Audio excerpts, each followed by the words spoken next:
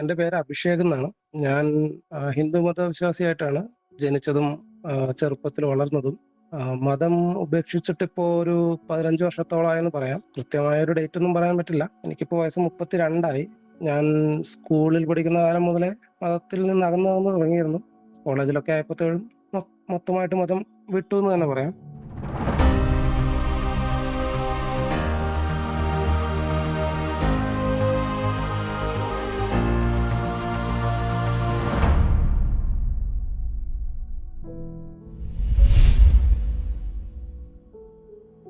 മതം എന്തുകൊണ്ട് ഉപേക്ഷിച്ചു? ചെറുപ്പം മുതലേ മതത്തെ പറ്റി പഠിക്കുമ്പോൾ, അതായത് പ്രാർത്ഥിക്കാൻ പറയുമ്പോൾ, അല്ലെങ്കിൽ ദൈവത്തെ മനസ്സിൽ വിചാരിക്കാനൊക്കെ പറയുമ്പോൾ, എന്താണ് നമ്മൾ യഥാർത്ഥത്തിൽ ചെയ്യേണ്ടതെന്നുള്ള ഒരു സംശയം ഉണ്ടായിരുന്നു. അതായത് പ്രാർത്ഥിക്കാനിരിക്കുമ്പോൾ ദൈവത്തെ മനസ്സിൽ ധ്യാനിക്കാൻ പറയും. അപ്പൊ നമ്മൾ ദൈവം എന്ന് പറഞ്ഞിട്ട് ഒരു മനസ്സിൽ എന്തെങ്കിലും ആലോചിക്കാൻ നേരത്ത് നമ്മളുടെ മനസ്സിലൊരു ഇമേജ് വരുമല്ലോ. അപ്പൊ എന്റെ മനസ്സിൽ വന്നിരുന്ന ഇമേജ് എന്ന് പറയുന്നത് TV സീരിയലിൽ കണ്ട രാമായണം, ജയഹനുമാനിലൊക്കെ കാണുന്ന ഹനുമാനെയും രാമനെയൊക്കെ ആയിരുന്നു. അപ്പൊ നമുക്കത് അറിയാം, അത് കാണുമ്പോൾ അതൊരു നടനാണെന്നുള്ളത്. ഞാൻ അന്നേരം ചെറിയ ക്ലാസ്സിൽ പഠിക്കുകയാണ്, 1, 2 പഠിക്കുന്ന സമയമാണ്. എന്നാലും നമുക്ക് ഒരു ഐഡിയ ഉണ്ട് അതൊരു സിനിമ നടൻ അല്ലെങ്കിൽ ഒരു ആക്ടർ അഭിനയിക്കുന്നതാണ് എന്ന് നമുക്കറിയാം. അപ്പൊ അത് ദൈവമല്ല. അപ്പൊ യഥാർത്ഥത്തിൽ ദൈവത്തെ നമ്മൾ എങ്ങനെ മനസ്സിൽ ധ്യാനിക്കും? യഥാർത്ഥത്തിൽ ദൈവം എങ്ങനെ ഇരിക്കും? അതൊരു വലിയ സംശയമായിരുന്നു. മനസ്സിൽ കാണാൻ പറ്റുന്നുണ്ടായിരുന്നില്ല ദൈവത്തെ. അപ്പൊ അങ്ങനെ ഇരിക്കുകയാണ് നമ്മുടെ ഒരു റിലേറ്റീവിന്റെ വീട്ടിൽ പോയി. അവിടെ സാധാരണ ഈ ശിവന്റെ ഫോട്ടോ ബാക്കി എല്ലായിടത്തും നമ്മൾ കണ്ടിട്ടുള്ളത് ക്ലീൻ ഷേവ് ചെയ്ത ശിവനാണ്. നീണ്ട തലമുടിയും തലയിലൊരു ചന്ദ്രക്കലയും ഒക്കെ വെച്ച് അത്തരത്തിലുള്ള ശിവനെയാണ് നമ്മൾ സാധാരണ കാണാറുള്ളത്. ഈ ഒരു വീട്ടിൽ ചെന്നപ്പോൾ അവിടെ താടിയൊക്കെ നീട്ടി ഭയങ്കര വലിയ മീശയൊക്കെയുള്ള കട്ടി മീശ, നീണ്ട താടിയൊക്കെ ഉള്ള ഒരു ശിവന്റെ ഫോട്ടോ ഉണ്ട്. ഫോട്ടോ വെച്ചാൽ വരച്ച ഒരു പടമുണ്ട്. അപ്പൊ ഞാൻ ആ വീട്ടിലെ ഒരു ചാച്ചനാണ്, ചാച്ചനോട് ചോദിച്ചു, ചാച്ച ഈ ഫോട്ടോയിലെ ശിവൻ എന്താ ഇങ്ങനെ? സാധാരണ ശിവന്റെ ഫോട്ടോ ഒന്നും ഇങ്ങനെയല്ലല്ലോ കാണാറ്, ക്ലീൻ ഷേവ് ആയിട്ടുള്ള ശിവനെയാണല്ലോ കാണാറ്, ഇതെന്താ ഇങ്ങനെയെന്ന് ചോദിച്ചു. ശരിക്കും ശിവൻ ഇങ്ങനെയാണോ ചോദിച്ചു. അപ്പൊ ചാച്ചൻ പറഞ്ഞു, എടാ ശരിക്കും ശിവൻ ഇങ്ങനെയാണ്. കാരണം അന്നത്തെ കാലത്ത് ബാർബർ ഷോപ്പോ അല്ലെങ്കിൽ ഷേവിംഗ് സെറ്റോ ഒന്നും ഉണ്ടായിരുന്നില്ല. ആ കൈലാസത്തിന്റെ മുകളിലിരിക്കുന്ന ശിവൻ എങ്ങനെ താടി ഷേവ് ചെയ്യാനാ? അതുകൊണ്ട് ശരിക്കും ശിവൻ ഇങ്ങനെ ഇരിക്കുന്നതെന്ന് പുള്ളി പറഞ്ഞു. പുള്ളി അതൊരു തമാശയായിട്ട് പറഞ്ഞാണെങ്കിലും നമ്മൾ ആലോചിച്ച് നോക്കുമ്പോൾ ശരിയാണ്. നമ്മൾ ഇന്ന് ഉപയോഗിക്കുന്ന പല കാര്യങ്ങളും അന്നില്ല. നമ്മൾ ഇന്ന് കാണുന്ന മനസ്സിൽ സങ്കല്പിക്കുന്ന ഇമേജ് ആയിരിക്കണം എന്നില്ല അന്ന് ജീവിച്ചിരിക്കുന്നത്. കാരണം നമ്മുടെ മനസ്സിൽ അന്നും ഇങ്ങനെയൊക്കെ ആരൊക്കെയോ പണ്ടുണ്ടായിരുന്നു എന്നൊരു ചിന്തയുണ്ടല്ലോ. അപ്പോൾ കൂടുതൽ ആലോചിക്കാൻ തുടങ്ങി. അതിൽ ഒരു കാര്യം കണ്ടത് എന്താണ്, ഈ TV സീരിയലിൽ കാണുന്ന അവരുടെ ആഭരണങ്ങളും അവരുടെ കൊട്ടാരങ്ങളും അവരുടെ സൗകര്യങ്ങളും ഒക്കെ നമ്മളന്ന് കാണുന്നുണ്ടായിരുന്നു. ഈ മാലകൾ അണിയുന്നു, ഈ തലയിൽ കിരീടം, അങ്ങനെ പല കാര്യങ്ങളൊക്കെ ആയിട്ട് നമ്മൾ ഈ പല നിറത്തിലുള്ള വസ്ത്രങ്ങൾ, പട്ടു വസ്ത്രങ്ങളൊക്കെ ധരിച്ച് അങ്ങനെയുള്ള ആളുകളെയായിരുന്നു നമ്മൾ കണ്ടിരുന്നത് TV സീരിയലുകളിൽ. ഫോട്ടോയിലും വരയ്ക്കുന്നതും അങ്ങനെയൊക്കെ. പിന്നീട് നമ്മൾ ഇതേപ്പറ്റി പഠിക്കുമ്പോൾ നമുക്ക് മനസ്സിലായി ഈ ആഭരണങ്ങൾ വന്നത് ഈ കാലത്താണ്. ആഭരണങ്ങൾ മനുഷ്യർ ഉപയോഗിക്കാൻ തുടങ്ങിയത് ഈ കാലത്താണ്. ഇത്തരത്തിലുള്ള വസ്ത്രങ്ങൾ മനുഷ്യർ ഉപയോഗിക്കാൻ തുടങ്ങിയത്. ഇതിനു മുമ്പ് ആളുകൾ തോലായിരുന്നു ധരിച്ചിരുന്നത്. അങ്ങനെയുള്ള കാര്യങ്ങളെ പറ്റി നമ്മൾ സ്കൂളിൽ നിന്ന് പഠിക്കാൻ തുടങ്ങി. അങ്ങനെ കൂടുതൽ കാര്യങ്ങൾ പഠിക്കുന്നതനുസരിച്ച് പണ്ട് കാലത്ത് ദൈവം എന്നുള്ള സങ്കല്പത്തിനെ പറ്റി നമ്മുടെ മനസ്സിലുണ്ടായിരുന്ന ആ ഇമേജ് ചേഞ്ച് ചെയ്തുകൊണ്ടിരുന്നു. ഒരു പോയിന്റ് കഴിഞ്ഞപ്പോൾ അതിന്റെ കൺസിസ്റ്റൻസി തീരെ ഇല്ലാതായി. അതായത് ആ പറയുന്ന തരത്തിലുള്ള ഒരു ദൈവം എക്സിസ്റ്റ് ചെയ്തിരിക്കാൻ സാധ്യത തീരെ ഇല്ല എന്ന് മനസ്സിലാവാൻ തുടങ്ങി. കാരണം 5000 വർഷം മുമ്പായിരുന്നു ദൈവങ്ങളുടെ കാലം എന്ന് പറയുന്നു. പക്ഷെ നമുക്കറിയാം 10000 വർഷങ്ങൾക്ക് മുമ്പ് എങ്ങനെയായിരുന്നു ആളുകൾ ജീവിച്ചിരുന്നത്. അപ്പോൾ നമ്മൾ സ്കൂളിൽ പഠിക്കുന്ന കാര്യങ്ങളും ഈ പുസ്തകത്തിലും TV-യിലും മറ്റും കണ്ട് പഠിക്കുന്നതുമായിട്ട് മാച്ച് ചെയ്യുന്നില്ലായിരുന്നു. അപ്പോൾ അതിൽ നിന്നും പിക്ക് ചെയ്യേണ്ട ഒരു അവസ്ഥ വന്നപ്പോൾ അതിൽ കൂടുതലായിട്ടും നമ്മൾ സ്കൂളിൽ പഠിച്ച കാര്യങ്ങളെ പിക്ക് ചെയ്തും മറ്റതിനെ റിജക്ട് ചെയ്യാനും തുടങ്ങി. പിന്നീട് സംശയങ്ങൾ പലരുടെ അടുത്ത് ചോദിച്ചു. ഹിന്ദു മതത്തിലെ ഒരു കാര്യം എന്താണെന്ന് വെച്ചാൽ, നമുക്കൊരു സംശയങ്ങൾ വന്നാൽ ഡയറക്റ്റ് ആയിട്ട് ചോദിക്കാൻ പെട്ടെന്ന് അങ്ങനെ ഒരാളില്ല. നമ്മൾ പല ആളുകളുടെ അടുത്ത് ചോദിക്കും. അപ്പൊ ആരും ഒരു അതോറിറ്റേറിയൻ ഫിഗർ അങ്ങനെ ഇല്ല നമുക്ക് ചോദിക്കാൻ. അപ്പോൾ ചോദിക്കുന്ന പലരും പലതരം ആൻസർ തരും. അതിനൊന്നും കറക്റ്റായ ഒരു ആൻസർ ഒന്നും ഇല്ലായിരുന്നു. അതായത് പരശുരാമൻ മഴുവെറിഞ്ഞ് കേരളം ഉണ്ടായെന്ന് പറയുന്നത് പറയും. പക്ഷെ പരശുരാമൻ അവതാരങ്ങളുടെ ഓർഡർ നോക്കി കഴിയുമ്പോൾ വാമനന് ശേഷം വന്ന അവതാരമായിട്ടാണ് കണ്ടത്. അപ്പോ വാമനൻ ചവിട്ടി താഴ്ത്തിയത് മഹാബലിയെ. അപ്പൊ ക്രോണോളജിക്കലി ഇതങ്ങ് ഫിറ്റ് ആവുന്നില്ല. മഹാബലി ഭരിച്ചിരുന്ന കേരളം ഉണ്ടായത് വാമനന് ശേഷം വന്ന പരശുരാമൻ തെരഞ്ഞ മഴുവുണ്ട്. അതിനുള്ള എക്സ്പ്ലനേഷൻ ചോദിച്ചപ്പോൾ എന്റെ അടുത്ത് ഒരു ഫാമിലി ഫ്രണ്ട് പറഞ്ഞത്, ഓരോ യുഗത്തിന് ശേഷം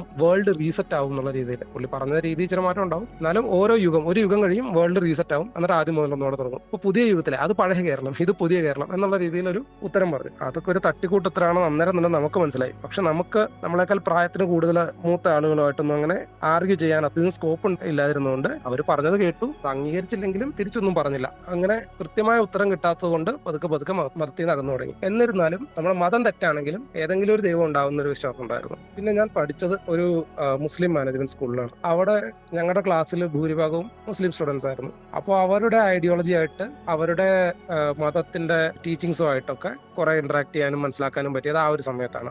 എൻ്റെ 5ാം ക്ലാസ് മുതൽ 10ാം ക്ലാസ് വരെയുള്ള സമയത്ത്. അപ്പോൾ അത് ഹിന്ദുമതത്തിന്റെ ഐഡിയാസും ഹിന്ദുമതത്തിന്റെ രീതികളുമായിട്ട് ഭയങ്കര കോൺട്രാസ്റ്റിംഗ് ആയിരുന്നു. അപ്പോൾ ചിന്തിച്ചു നോക്കുമ്പോൾ അവരാണ് ശരിയെങ്കിലോ അപ്പൊ നമ്മൾ തെറ്റാവും. പക്ഷെ അവരുടെ മതത്തിൽ അവർ പറയുന്ന പല കാര്യങ്ങളും അത്ര കാര്യമായിട്ടൊന്നും അറിയില്ല. അതായത് ഫോർ എക്സാമ്പിൾ അവർ നമ്മളെ കൊണ്ട് ഷഹാദത്ത് കലിമ, അത് കലിമയാണെന്ന് നമുക്കറിയില്ല. നമ്മളോട് 2-3 സെന്റൻസസ് പറയും, ഈ സെന്റൻസ് നീ പറയാൻ പറയും, നമ്മളത് പറയും. അത് പറഞ്ഞു കഴിയുമ്പോഴത്തേക്ക് നീ മുസ്ലിമായി, ഇത് പറഞ്ഞാൽ നീ മുസ്ലിമാവും, അങ്ങനെ പറഞ്ഞ് നമ്മളെ മുസ്ലിം ആക്കുന്ന പരിപാടിയൊക്കെ ഉണ്ടായിരുന്നു. അങ്ങനെ തമാശക്കാണ്. അവർ പറയുന്നത് ചിലപ്പോൾ സീരിയസ് ആയിട്ടായിരിക്കും, പക്ഷെ നമുക്കറിയാം ഞാൻ മുസ്ലിം ആയില്ല എന്ന്. കാരണം നമ്മളത് അർത്ഥം മനസ്സിലാക്കി ഒന്നും പറഞ്ഞതല്ല, ജസ്റ്റ് അങ്ങനെ പറഞ്ഞു എന്ന് കരുതി ഞാൻ എങ്ങനെ മുസ്ലിം ആവും എന്നുള്ള ഇതൊന്നും നമുക്കറിയാം. പക്ഷെ അവർക്ക് ഭയങ്കര സാറ്റിസ്ഫാക്ഷൻ, ഇവൻ മുസ്ലിം ആയെന്നും പറഞ്ഞുകൊണ്ട് അവർ പറയും. ഒരു തമാശ രീതിയിൽ എടുത്താൽ മതി. എന്നാലും അങ്ങനെയൊക്കെ അവരുടെ അപ്പൊ അതൊക്കെ ഭയങ്കര അബ്സേർഡ് ആയിട്ട് നമുക്ക് തോന്നി. ഏതോ ഒരു സെന്റൻസ് ഒരാൾ പറഞ്ഞു നിർത്തിയത് അയാൾ മുസ്ലിമായി, പിന്നെ ഈ നരകത്തില് പോവും, അങ്ങനെയാണ്, കുറെ പേടിപ്പിക്കുന്ന കാര്യങ്ങളൊക്കെ അവർ പറഞ്ഞു. പക്ഷെ ഹിന്ദുമതത്തിൽ ജനിച്ചെങ്കിൽ പോലും വീട്ടിൽ പറഞ്ഞിട്ടാണ്, ഞങ്ങളുടെ വീട്ടിലൊന്നും ഈ യക്ഷീന ഭയം, അങ്ങനെ നരക ഭയം, അങ്ങനെയുള്ള പേടികളൊന്നും ഉണ്ടായിരുന്നില്ല. അങ്ങനെ അതൊന്നും പഠിപ്പിച്ചിരുന്നില്ല. അതുകൊണ്ട് തന്നെ ഇവർ ഈ നരകത്തെ പറ്റി പറയുമ്പോഴോ ജിന്നിനെ പറ്റി പറയുമ്പോഴോ ഒന്നും നമുക്കതെല്ലാം കോമഡി ആയിട്ടായിരുന്നു അന്ന് തോന്നിയിരുന്നത്. അപ്പൊ അതുകൊണ്ട് മനസ്സിലായി ആ മതത്തിലും അതിലെ തെറ്റുകൾ നമുക്ക് പെട്ടെന്ന് മനസ്സിലാക്കാൻ പറ്റി. പിന്നീട് +1 +2 ടൈമിൽ ഒരു ക്രിസ്ത്യൻ മാനേജ്മെന്റ് സ്കൂളിൽ പഠിച്ചു. അവിടെ ഒരു ദിവസം ഒരു ക്ലാസ് നടന്നു. അവിടെ കൂടുതൽ ക്രിസ്ത്യൻ സ്റ്റുഡൻസ് ആയിരുന്നു കൂടുതലുണ്ടായിരുന്നത്. പക്ഷെ ക്രിസ്ത്യൻ സ്റ്റുഡൻസിനെ മാത്രം മാറ്റിയിരുത്തി ഒരു ക്ലാസ് നടത്താൻ പറ്റാത്തതിന് കൊണ്ട് അവിടെ ക്ലാസ് നടത്തിയപ്പോൾ നമ്മളെല്ലാവരെയും വിളിച്ചു. പക്ഷെ അവിടെ മെയിൻ ആയിട്ട് പറഞ്ഞിരുന്നത് പോപ്പുലേഷൻ എങ്ങനെ കൂട്ടണം, നമ്മുടെ എണ്ണം കുറയുകയാണ്. അതായത് അവർ പറയുന്നത് ക്രിസ്ത്യൻസിന്റെ എണ്ണം കുറയാണെന്ന്. പക്ഷെ അങ്ങനെയല്ല, ഡയറക്റ്റ് ആയിട്ട് നമ്മുടെ അടുത്ത് പറയുന്നത് മൊത്തത്തിൽ പോപ്പുലേഷൻ എണ്ണം കുറയുകയാണ്. നിങ്ങൾ ഉണ്ടാകുമ്പോൾ 8 മക്കളുണ്ട് എനിക്ക്, നിങ്ങൾക്കും അത്രയും മക്കൾ ഉണ്ടാകണം.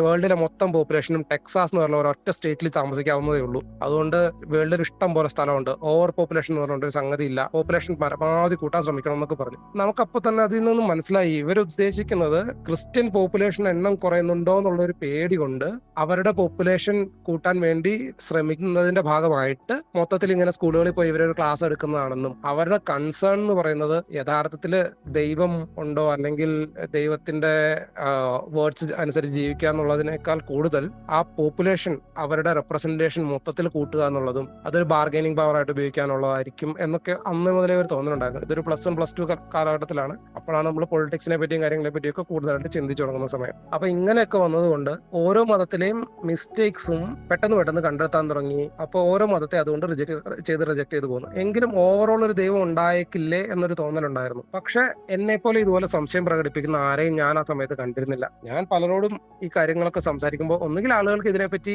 എനിക്കറിയാവുന്നത്ര പോലും അറിവുണ്ടായിരുന്നിരിക്കില്ല, അല്ലെങ്കിൽ ഇതേപ്പറ്റി സംസാരിക്കാൻ താല്പര്യമില്ല, അല്ലെങ്കിൽ എല്ലാവരും വളരെ കടുത്ത ഭക്തരായിരിക്കും. അപ്പൊ അവരോട് നമ്മൾ സംസാരിച്ചിട്ട് കാര്യമില്ല. ഒരു സ്കെപ്റ്റിക്കലായി ചിന്തിക്കുന്ന ആളുകളെ നമുക്ക് ആ സമയത്ത് കാണാൻ പറ്റുന്നില്ലായിരുന്നു. അങ്ങനെയുള്ള സമയത്താണ് സ്റ്റാൻഡപ്പ് കോമഡി കാണാൻ തുടങ്ങിയത്. യൂട്യൂബ് ഒക്കെ വന്ന് സ്റ്റാൻഡപ്പ് കോമഡിയും കാര്യങ്ങളൊക്കെ കാണാൻ തുടങ്ങിയപ്പോൾ അതില് ജോർജ് കാർലിൻ പോലുള്ള ആളുകളുടെ സ്റ്റാൻഡപ്പ് കോമഡി കണ്ടപ്പോൾ ഞാൻ മനസ്സിൽ ചിന്തിക്കുന്ന കാര്യങ്ങൾ ഞാൻ പറയുന്നതിനേക്കാൾ വളരെ നല്ല രീതിയിൽ ഇത്തിരി ഹാസ്യം ചേർത്ത് വളരെ ലളിതമായിട്ട് എന്നേക്കാൾ നല്ല രീതിയിൽ മതത്തെ ക്രിട്ടിസൈസ് ചെയ്ത് ജോർജ് കാർലിനെ പോലുള്ളവർ പറയുന്നത് കേട്ടു തുടങ്ങി. അപ്പോഴാണ് നമുക്ക് മനസ്സിലാകുന്നത് ഇത്തരത്തിൽ ഏത്തീസം എന്ന് പറയുന്ന ഒരു ഗ്രൂപ്പ്, അങ്ങനെ ചിന്തിക്കുന്ന ആളുകളുണ്ട്, ഒറ്റയ്ക്കല്ല, ഒത്തിരി ആളുകൾ ഇങ്ങനെ ചിന്തിക്കുന്നുണ്ട്, നമ്മുടെ ചിന്തകളെല്ലാം ശരിയാണ്, ഇതേ തോട്ട് പ്രോസസ്സുള്ള പല ആളുകളും ഉണ്ടെന്നുള്ള ഒരു തിരിച്ചറിവ് അന്നേരമാണ് വന്നത്. അപ്പോ ഒരു റിലീജിയസ് ക്രിറ്റിസിസം കേൾക്കണം എന്നുണ്ടെങ്കിൽ ആകപ്പാടെ അപ്പോൾ അറിയാവുന്ന സോഴ്സ് എന്ന് പറയുന്നത് സ്റ്റാൻഡപ്പ് കോമഡി ആയിരുന്നു. അപ്പൊ ഏത്തീസ്റ്റ് സ്റ്റാൻഡപ്പ് കോമഡി കുറെ കേട്ടു. അപ്പോൾ റിക്കി ജെർവൈസ്, ജോർജ് കാർലിൻ, പിന്നെ സൗത്ത് പാർക്ക് പോലുള്ള ഷോ, ദ സിംസൺസ്, അങ്ങനെയുള്ള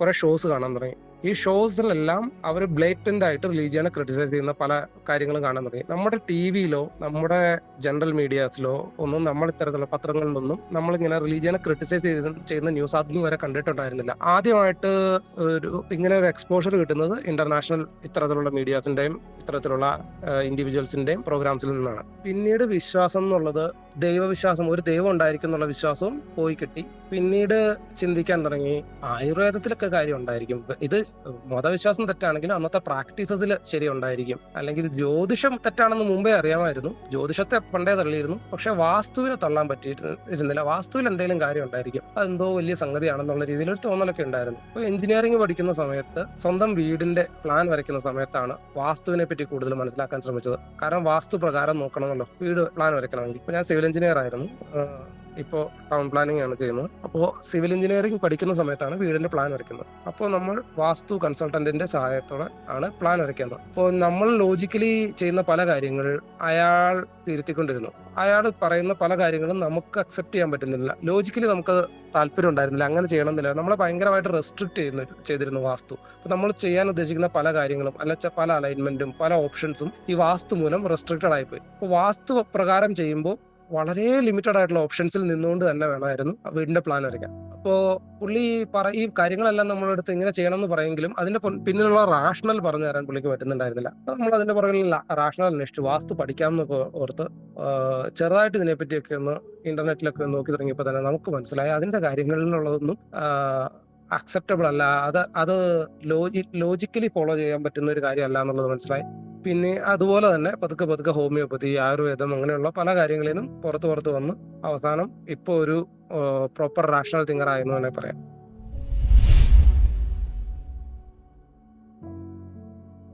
മതത്തെ ഉപേക്ഷിച്ചാൽ പോരെ എന്തിനും വിമർശിക്കണം. ആദ്യമായിട്ട് അതിന്റെ പറയാനുള്ളത് എന്താണെന്നാൽ മതം സമൂഹത്തിൽ ഒത്തിരി ദോഷം ചെയ്യുന്നുണ്ട്. അത് എന്നെ പോലെ ഒരു സാമ്പത്തികമായിട്ട് ബുദ്ധിമുട്ട് അനുഭവിച്ച് വളർന്നു വന്ന ഫാമിലിയിൽ നിന്നുള്ളവർക്ക് പെട്ടെന്ന് മനസ്സിലാക്കാൻ പറ്റും. കാരണം എത്ര സാമ്പത്തികമായ ബുദ്ധിമുട്ട് നിൽക്കുകയാണെങ്കിൽ പോലും മതത്തിന്റെ പേരിൽ ആ കുടുംബത്തിൽ നിന്ന് ഒരു തുക ചെലവാകുന്നുണ്ടാവും. അത് അമ്പലത്തിൽ പൂജ നടത്താനാണോ, പള്ളിക്ക് ഡൊണേഷൻ കൊടുക്കാനാണോ, അല്ലെങ്കിൽ വീട്ടിൽ തിരികെത്തിക്കാനോ, വീട്ടിൽ എണ്ണ ഒഴിച്ച് തിരികെത്തിക്കാൻ, നമ്മൾ തലയിൽ തേക്കാൻ നമ്മൾ പാചകം ചെയ്യാൻ ഉപയോഗിക്കുന്ന എണ്ണ വെച്ച് തന്നെയാണ് വിളക്കിൽ തിരികെ തെളിക്കുന്നത്. അപ്പൊ അതിൽ വേസ്റ്റ് ആക്കുന്ന എണ്ണ പോലും വേസ്റ്റ് ആണെന്ന്, അതുപോലും നമുക്ക് ലാഭിക്കാൻ പറ്റുമെങ്കിൽ അത്രയും ലാഭിക്കാമായിരുന്നല്ലോ എന്നായിരുന്നു അന്ന് ചിന്തിച്ചിരുന്നത്. അങ്ങനെ ചെറിയ രീതിയിൽ ധനനഷ്ടം വരുത്തുന്നത് മുതൽ വലിയ രീതിയിലുള്ള കുഴപ്പങ്ങൾ ഈ സമൂഹത്തിൽ മതം വരുത്തുന്നത് നോട്ടീസ് ചെയ്യാൻ തുടങ്ങി. വീട്ടിലൊരു മരണം നടന്നു കഴിഞ്ഞാൽ അതിനെ പെട്ടെന്ന് മതപരമായി ലിങ്ക് ചെയ്തിട്ട്, ഒരു അപകട മരണം പ്രത്യേകിച്ചാണെങ്കിൽ അതില് ദോഷം കൊണ്ടാണ്, ഇന്ന പ്രശ്നമുണ്ട്, ഇന്ന പരിഹാരം ചെയ്യണം, കർമ്മം ചെയ്യണം, പൂജ ചെയ്യണം എന്ന് പറഞ്ഞിട്ട് വീണ്ടും അതിലേക്ക് പണം മുടക്കുന്നതും അവരെ കൂടുതൽ വിഷമത്തിലാക്കുന്നതും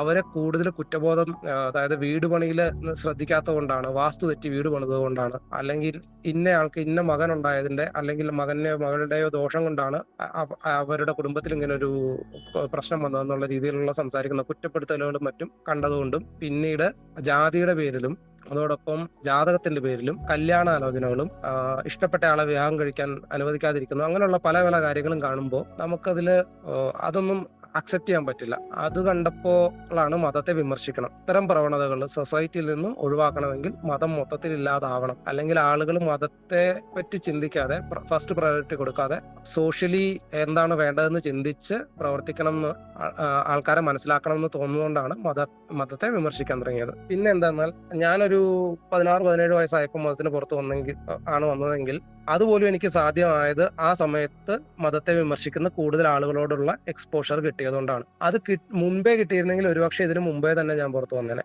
അത് കിട്ടണമെന്നുണ്ടെങ്കിൽ കൂടുതൽ മതം വിമർശിക്കുന്ന ആളുകൾ സമൂഹത്തിൽ ഉണ്ടാവണം. അതുകൊണ്ട് ഇത്തരത്തിൽ കൺഫ്യൂഷൻ ഉള്ള കുട്ടികളിലും അല്ലെങ്കിൽ മുതിർന്നവരാണെങ്കിലും കൺഫ്യൂസ് സ്റ്റേറ്റിലാണെന്നുണ്ടെങ്കിൽ അവർക്ക് ഇതേപ്പറ്റി സംസാരിക്കാനും ഒരു പ്ലാറ്റ്ഫോം ലഭിക്കുക എന്നുള്ളതും അവർക്ക് അവരുടെ ചിന്തകൾ തെറ്റല്ല, കുറ്റം അവരുടേതല്ല എന്ന് മനസ്സിലാക്കാനും മതത്തെ വിമർശിക്കുന്ന ആളുകൾ സമൂഹത്തിലുള്ളത് വളരെ നല്ലതാണ്.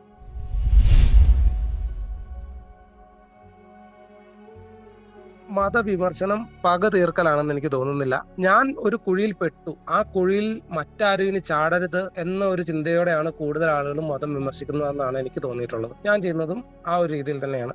ഈ മൾട്ടി ലെവൽ മാർക്കറ്റിംഗ് സ്കാമിലൊക്കെ വീണ ആളുകൾ പിന്നീട് വേറെ എന്തെങ്കിലും ഇതുപോലെ വരുമ്പോൾ ആളുകളോട് എല്ലാവരോടും പറയും, അയ്യോ ഇത് ചെയ്യരുത്, ഇതുപോലെ ചെയ്തു കഴിഞ്ഞാൽ നിങ്ങളുടെ കാശ് പോകും, അങ്ങനെ പറയുന്ന നമ്മൾ കാണാമല്ലോ. അതുപോലെ ഒരു സ്കാമിൽ അകപ്പെട്ട ആളുകൾ അതിൽ നിന്ന് പുറത്തു വരുമ്പോൾ അവർക്ക് ഇനി കൂടുതൽ ആളുകൾ ഇത്തരത്തിലുള്ള പ്രശ്നങ്ങളിൽ ചെന്ന് ചാടരുത്.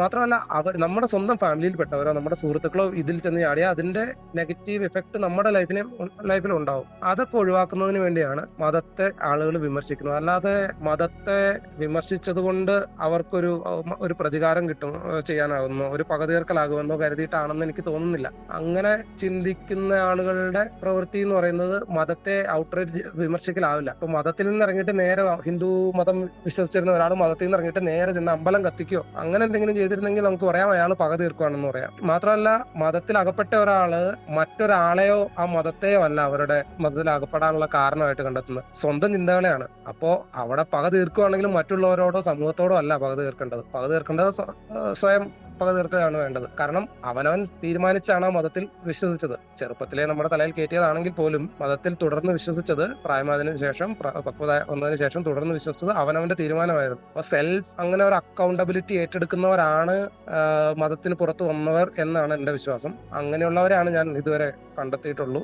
അങ്ങനെയുള്ള വളരെ കുറച്ചു പേരാണ് എനിക്കറിയാവുള്ളൂ. വ്യക്തി ജീവിതത്തിൽ എനിക്ക് മതത്തെ മൊത്തമായി വിമർശിക്കുന്ന വളരെ കുറച്ച് പേരെ മാത്രമേ അറിയൂ. അതിലും ഓപ്പണായി മതത്തെ വിമർശിക്കുന്ന ആരെയും തന്നെ എനിക്കറിയില്ല.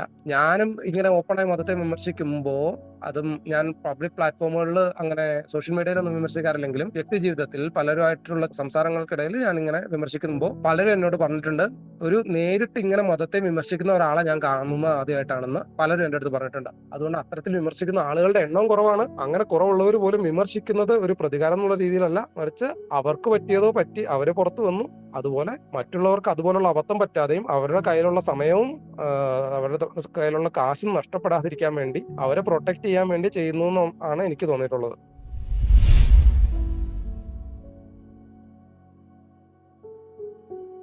മതം ഉപേക്ഷിച്ചപ്പോൾ ജീവിതത്തിലുണ്ടായ നെഗറ്റീവായ മാറ്റം. മതം ഉപേക്ഷിക്കും വരെ നമ്മുടെ ഫാമിലിയിൽ നിന്നും കിട്ടിയിരുന്ന സപ്പോർട്ട് പോലെയല്ല മതം ഉപേക്ഷിച്ച ശേഷമുള്ള സപ്പോർട്ട്. വ്യക്തിപരമായി എനിക്ക് ഫാമിലിയിൽ നിന്ന് ബുദ്ധിമുട്ടുകളൊന്നും ഫേസ് ചെയ്യേണ്ടി വന്നിട്ടില്ല.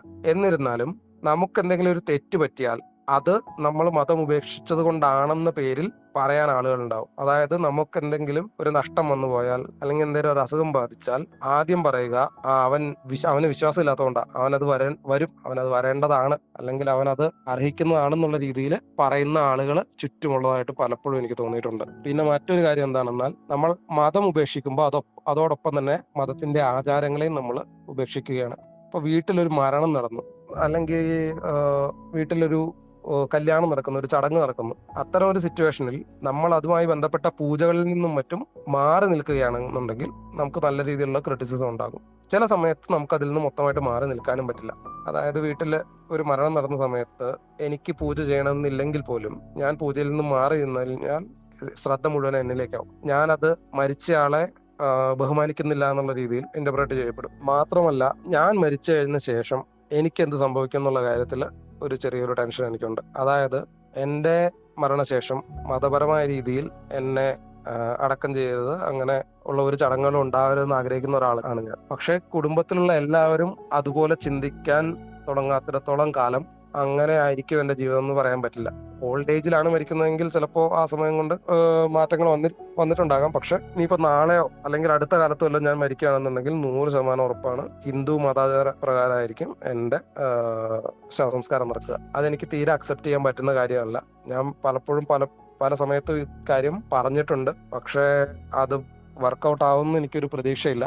അപ്പോൾ അതുകൊണ്ട് സംഭവിക്കുന്നത് എന്താണെന്നാൽ, ഞാൻ കഴിഞ്ഞ 10 വർഷം കൊണ്ട് ആക്റ്റീവായി വിമർശിച്ചിട്ട് പോലും അവസാനം എന്റെ മരണശേഷം ഞാൻ വീണ്ടും ഹിന്ദു ആയി തന്നെ മരിച്ചു എന്നുള്ള രീതിയിലായിരിക്കും ഉണ്ടാവുക. അപ്പൊ എന്റെ ലൈഫിൽ ഞാൻ കൺവേ ചെയ്യാൻ ശ്രമിക്കുന്ന മെസ്സേജ് അതുപോലെ കൺവേ ചെയ്യാൻ എനിക്ക് പറ്റിയെന്ന് വരില്ല എന്റെ മരണത്തിന്റെ സമയത്ത്. അപ്പൊ മരണത്തിന്റെ സമയത്ത് ഞാനൊരു ഹിന്ദുവായി മരിക്കണം എന്ന് എനിക്ക് ആഗ്രഹമില്ല. പക്ഷെ അത് അങ്ങനെ വരുമല്ലോ എന്ന് ഓർക്കുമ്പോൾ ഒരു ചെറിയൊരു വിഷമമുണ്ട്. അതിനെ ഓവർകം ചെയ്യാനുള്ള മെത്തേഡ് ഞാൻ ഇതുവരെ അങ്ങനെ ഒരു സ്റ്റെപ്പിലേക്കൊന്നും എത്തിയിട്ടില്ല. പക്ഷെ ബോഡി ഡൊണേറ്റ് ചെയ്യുക അടക്കമുള്ള പല കാര്യങ്ങൾ ഇനി ആലോചിച്ച് അതിനുള്ള എഫേർട്ട് എടുക്കേണ്ടിയിരിക്കുന്നു. പിന്നെ നമ്മുടെ ഒപ്പീനിയൻസിന്റെ വാല്യൂ പലപ്പോഴും കുറഞ്ഞതായിട്ട് പല കാര്യങ്ങൾ വരുമ്പോഴും അത് ആളുകൾ കൺസിഡർ ചെയ്യാത്തതായിട്ടും തോന്നിയിട്ടുണ്ട്.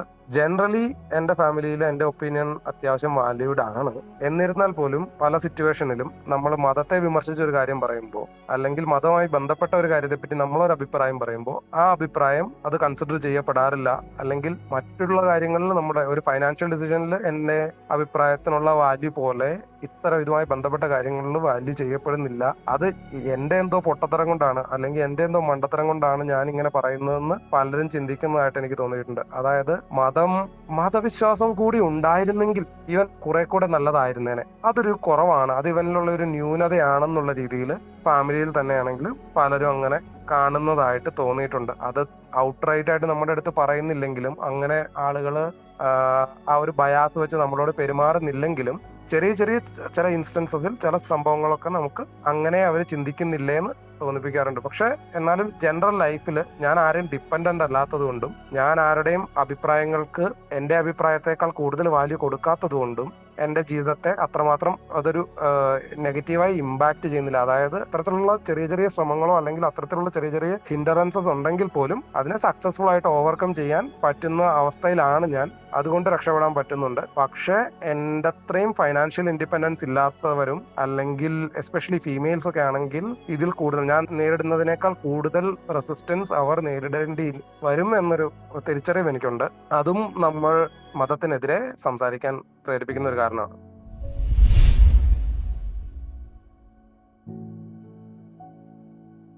മതം ഉപേക്ഷിച്ചപ്പോൾ ഉണ്ടായ പോസിറ്റീവായ മാറ്റം, ഇൻഡിപെൻഡൻസ് ആണ് ഏറ്റവും ഇമ്പോർട്ടന്റ് ആയിട്ട്. അത് ഒബ്വിയസ് ആൻസർ ആണെന്ന് അറിയാം, എന്നാലും അതാണ് ഏറ്റവും ഇമ്പോർട്ടന്റ് കാര്യം. നമുക്ക് ഒരു തീരുമാനം എടുക്കുമ്പോൾ, ഇപ്പൊ ഞാൻ എന്റേതായ തീരുമാനങ്ങൾ എന്റെ ഒപ്പീനിയൻ ബേസ്ഡ്, എന്റെ എക്സ്പീരിയൻസസ് വെച്ച് തീരുമാനം എടുക്കാൻ പറ്റും. അതല്ലാതെ ഒരു സെറ്റ് ഓഫ് റൂൾസ് ഫോളോ ചെയ്ത് അങ്ങനെ പേടിച്ച് അല്ലെങ്കിൽ ഇഷ്ടമല്ലാഞ്ഞിട്ട് കൂടി ചെയ്യേണ്ടിയിരുന്ന ഒരു കാര്യം അങ്ങനെ ചെയ്യേണ്ടി വരുന്നില്ല. ശബരിമലയ്ക്ക് പോകാൻ നിർബന്ധിച്ച് മാല ഇട്ട് നിർബന്ധിച്ച് 40 ദിവസം വ്രതം നോക്കേണ്ടതോ പട്ടിണി കിടക്കേണ്ടതോ അങ്ങനെയുള്ള കാര്യങ്ങളൊന്നും ചെയ്യേണ്ടി വരുന്നില്ല. അനാവശ്യമായി അതിലേക്ക് കാശ് ചെലവാക്കേണ്ടി വരുന്നില്ല. ഞാൻ സാമ്പത്തികമായി വളരെ പിന്നോക്കം നിന്നിരുന്ന ഒരാളാണ്. അപ്പോൾ അതുകൊണ്ട് സാമ്പത്തികം, എനിക്ക് ചെറിയൊരു എമൗണ്ട് പോലും ഇത്തരം കാര്യത്തിലേക്ക് വേസ്റ്റ് ആക്കുന്നതിൽ വളരെ എതിർപ്പുണ്ട്. അപ്പോ മതം ഉപേക്ഷിച്ച ശേഷം എനിക്ക് അങ്ങനെയുള്ള ഒരു കാര്യങ്ങളിലും ഒരു ഡൊണേഷനോ അങ്ങനെ ഒരു കാര്യങ്ങളോ ഒന്നും ചെയ്യേണ്ടി വരുന്നില്ല. അതങ്ങനെ വേസ്റ്റ് ആക്കേണ്ടി വരുന്നില്ല എന്നുള്ളതിൽ വളരെ സന്തോഷമുണ്ട്. പിന്നെ സമയം, ചെറുപ്പത്തിലൊക്കെ എത്ര ഹോംവർക്ക് ഉണ്ടെങ്കിലും, എത്ര പഠിക്കാനുണ്ടെങ്കിലും, എക്സാം ഉണ്ടെങ്കിലും, അല്ലെങ്കിൽ നമ്മുടെ ഫേവറേറ്റ് TV പ്രോഗ്രാം ഉണ്ടെങ്കിലും സന്ധ്യാസമയത്ത് നിലവിളക്ക് വെച്ച് പ്രാർത്ഥിക്കണമെന്നൊരു റൂൾ ഉണ്ടായിരുന്നു വീട്ടിൽ. അത് താല്പര്യമില്ലാഞ്ഞിട്ടും ഓടിച്ചിട്ടാണെങ്കിലും നമ്മൾ പ്രാർത്ഥിക്കുമായിരുന്നു. അപ്പൊ പെട്ടെന്ന് തീർത്താൽ പോലും വീട്ടിൽ ചോദ്യം വരും, ഇതെന്ത് നീ ഇത്ര പെട്ടെന്ന് വായിച്ചു തീർത്ത, എന്തുകൊണ്ടാ ഇരുന്ന് വായിക്ക്, സമാധാനപൂർവ്വം പതുക്കെ ഇരുന്ന് വായിക്കുന്നൊക്കെ ഉണ്ടായിരുന്നു. അപ്പൊ നമുക്ക് അങ്ങനെ ഉണ്ടായിരുന്ന കുറെ ബോണ്ടേജസ്, അല്ലെങ്കിൽ അങ്ങനെ ഉണ്ടായിരുന്ന കുറെ അനാവശ്യമായ കമ്മിറ്റ്മെന്റ്സ്, അനാവശ്യമായ ടൈം വേസ്റ്റിംഗ് ആയിട്ടുള്ള കുറെ കാര്യങ്ങൾ ലൈഫിൽ നിന്ന് പോയി. അത് തന്നെ ഒരു വളരെ വലിയൊരു പോസിറ്റീവായ ഒരു കാര്യമാണ്. പിന്നീട് മതം ഉപേക്ഷിച്ച ശേഷമാണ് ക്രിട്ടിക്കലി ഏതൊരു കാര്യത്തെയും എങ്ങനെ അപ്രോച്ച് ചെയ്യാമെന്ന് മനസ്സിലാകുന്നത്. അതായത് ഒരു അതോറിറ്റേറിയൻ ഫിഗറിനെ പേടിക്കാതെ, ഒരു അതോറിറ്റേറിയൻ രീതിയിൽ കാര്യങ്ങളെ നോക്കാതെ, എങ്ങനെ നമുക്കൊരു ഡയറക്റ്റ് ആയിട്ട് നമ്മുടേതായ രീതിയിൽ റിസർച്ച് ചെയ്ത് ഒരു ആൻസർ കണ്ടെത്താന്നുള്ളത് മനസ്സിലാക്കാൻ തുടങ്ങിയത് മതം ഉപേക്ഷിച്ച ശേഷമാണ്. അതുകൊണ്ട് മതം ഉപേക്ഷിച്ചതിന്റെ തൊട്ട് പുറകെ തന്നെ ഹോമിയോപ്പതി, ആയുർവേദം, വാസ്തു, യോഗ, അങ്ങനെയുള്ള പല കാര്യങ്ങളെയും പെട്ടെന്ന് അതിന്റെ ട്രൂത്ത് എന്താണെന്ന് മനസ്സിലാക്കാൻ, അതിൽ എത്രത്തോളം കാര്യമുണ്ട് എത്രത്തോളം കാര്യമില്ല എന്നുള്ളത് മനസ്സിലാക്കാൻ പെട്ടെന്ന് പറ്റി. മതത്തിൽ നിന്നപ്പോ ആകപ്പാടെ ഞാൻ തള്ളിക്കളഞ്ഞിരുന്ന ഒരേ ഒരു കാര്യം ജ്യോതിഷം മാത്രമായിരുന്നു. അത് കേട്ട് തുടങ്ങിയപ്പോൾ തന്നെ അതിന്റെ ഇല്ലോജിക്കലാണ്, എത്രത്തോളം ഇല്ലോജിക്കലാണെന്നുള്ളത് ഒറ്റയടിക്ക് മനസ്സിലാക്കാൻ പറ്റിയതുകൊണ്ട്, അത്ര ഒബ്വിയസ് ആയതുകൊണ്ട് നമുക്ക് അത് തള്ളിക്കളയാൻ പറ്റി. പക്ഷെ മറ്റുള്ള കാര്യങ്ങൾ മതത്തോട് കുറച്ചും കൂടി ഇന്റർട്വൈൻഡ് ആയിരുന്നത് കൊണ്ട് നമുക്ക് അത്ര പെട്ടെന്ന് തള്ളിക്കളയാൻ പറ്റിയിരുന്നില്ല. പക്ഷെ ഉപേക്ഷിച്ച ശേഷം ഈ പ്രോസസ്സ് ഭയങ്കര ഈസിയായി. പെട്ടെന്ന് നമുക്ക് ലോജിക്കലി ചിന്തിക്കാൻ പറ്റി. അത് ലൈഫിലെ മറ്റു കാര്യങ്ങളിലും, ഇപ്പൊ ഫൈനാൻസ് റിലേറ്റഡ് കാര്യങ്ങളാണെങ്കിലും, നമ്മളുടെ ഡിസിഷൻ മേക്കിംഗ് കാര്യങ്ങളും, മാരേജ് അടക്കമുള്ള കാര്യങ്ങളിലാണെങ്കിലും കുറെ കൂടി പ്രാവർത്തികമാക്കാൻ പറ്റി.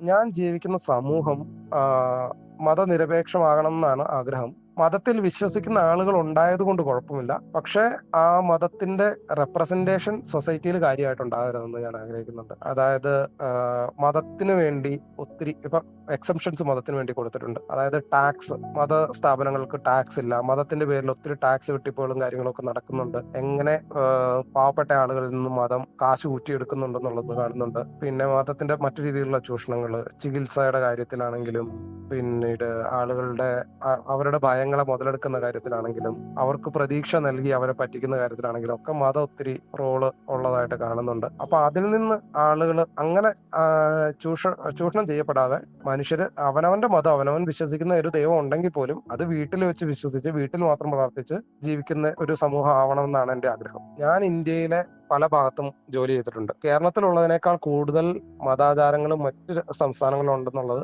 ക്ലിയർ ആൻഡ് ഒബ്വിയസ് ആണ്. അത് ഗവൺമെന്റ് ഓഫീസുകളിൽ പോലും മതപരമായ പൂജകൾ ഞാൻ പലയിടങ്ങളിലും കണ്ടിട്ടുണ്ട്.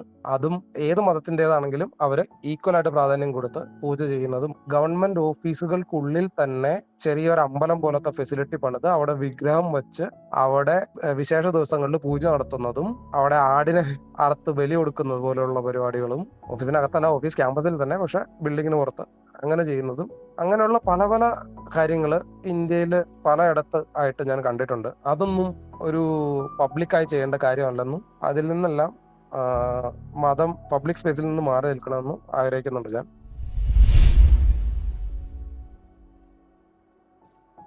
വിശ്വാസികളോട് പറയാനുള്ളത്, വിശ്വാസികൾ അവരവരുടെ വിശ്വാസം അവരവരിലേക്ക് ഒതുക്കി പരമാവധി ജീവിക്കാൻ ശ്രമിക്കുക എന്നുള്ളതാണ്. അവിശ്വാസികൾ അവരെ ഒരു ശത്രുതാ മനോഭാവത്തോടെ കാണാതെ, അല്ലെങ്കിൽ അവരെ പുച്ഛത്തോടെ കാണാതെ, ഞാൻ അതും ശ്രദ്ധിച്ചിട്ടുണ്ട്. വിശ്വാസികളിൽ പലരിലും അവിശ്വാസികളോട് ഒരു പുച്ഛം, അല്ലെങ്കിൽ ഇവർക്കൊന്നും അറിയില്ലാത്തവനാണ് ഇവൻ, പിന്നീട് ഒരു കാലത്ത് ഇതിലേക്ക് തിരിച്ചു വരും, അങ്ങനെ ഒരു ചിന്തയോടെ അവരെ താഴ്ത്തിക്കെട്ടി സംസാരിക്കുന്നതും അവരെ മോശമായി ചിത്രീകരിക്കുന്നതും, അല്ലെങ്കിൽ അവർക്ക് ക്വാളിറ്റി ഇല്ല എന്ന രീതിയിൽ, അല്ലെങ്കിൽ അവരുടെ മോറൽ വാല്യൂസ് നല്ലതല്ല എന്നുള്ള രീതിയിൽ പലപ്പോഴും സംസാരിക്കുന്നതായിട്ട് കാണാറുണ്ട്. അത്തരം ഒരു ആറ്റിറ്റ്യൂഡ് വിശ്വാസികൾക്ക് പാടില്ല എന്നാണ് എനിക്ക് പറയേണ്ടത്.